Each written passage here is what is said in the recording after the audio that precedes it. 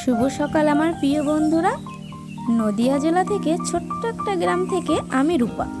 আমার ব্লগ চ্যানেলে তোমাদের অনেক অনেক স্বাগত আর অনেক অনেক ভালোবাসা। তোমরা যে যেখান থেকেই দেখছো আমার ব্লগটা, আশা করি তোমরা প্রত্যেককেই ভালো আছো, সুস্থ আছো। আমরাও ভালো আছি।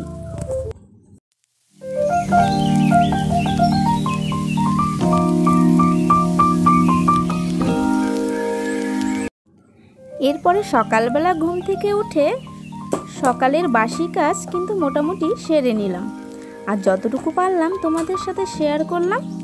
আর দেখো আমার দুষ্টু সোনা কিন্তু ঘুম থেকে উঠে পড়েছে, মাছ দিতে এসছে। তো পাড়ায় মাছ বিক্রি করতে আসে, তো সেখানে চলে গেল মাছ দেখতে। তো এবার দুষ্টু সোনা যেহেতু ঘুম থেকে উঠে পড়েছে, তো এবার একটু ওকে জল গরম করে খাইয়ে নেব। তোর বোতলে জল গরম করা ছিল না, তো একসঙ্গে আমি চাও করে নিলাম আর একটু ওর জন্য জল গরমও তুলে নিলাম। তো এবার চাটাও করে নেব আর একসঙ্গে ওকে জল গরমটা করে দুধটাও খাইয়ে দেব।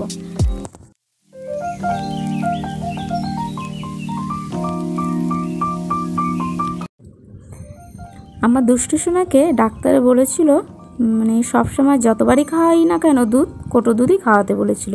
তো আগে আমি কিন্তু ওকে গরুর দুধটাও পাশাপাশি খাওয়াতাম।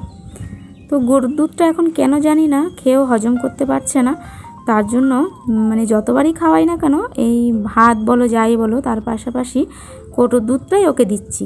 তো কোটোর দুধটার তো খুবই দাম, তো সব সময় সম্ভব হয় না, কিন্তু কি করব, সন্তানদের মুখের দিকে তাকিয়ে কিছু কিছু নিজেদের কষ্টকেও বিসর্জন দিতে হয়।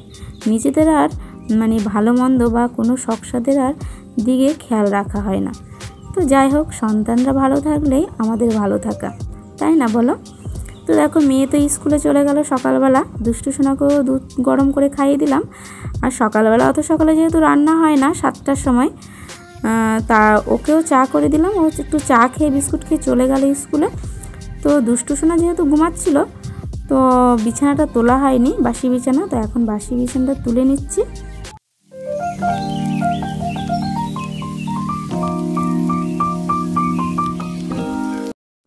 তো এরপরে দেখো আগের দিনে রাতের যেহেতু জল ঢালা ভাত ছিল, তো তার জন্য একটু বেসন বড়া ভেজে নিচ্ছি। তো এই বেসন বড়াটা দিয়ে জল ঢালা ভাত খেয়ে নেবো সকালবেলা।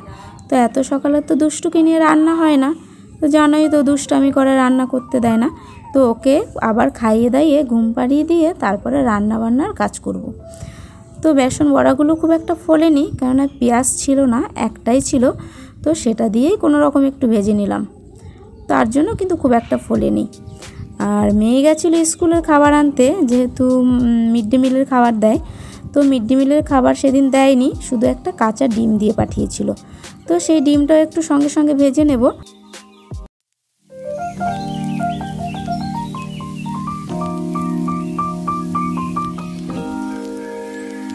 তো এইভাবেই জীবন আর কি কেটে যাচ্ছে। তো জীবন যেভাবেই কাটুক না কেন, সন্তানদের মুখের দিকে তাকিয়ে সমস্ত কষ্টই কিন্তু সহ্য করতে হয়। তো দুই সন্তানকে নিয়ে যেহেতু জীবনযাত্রা শুরু, তো বন্ধুরা তোমরা অবশ্যই পাশে থেকো আর এইভাবেই তোমরা সাপোর্ট করো।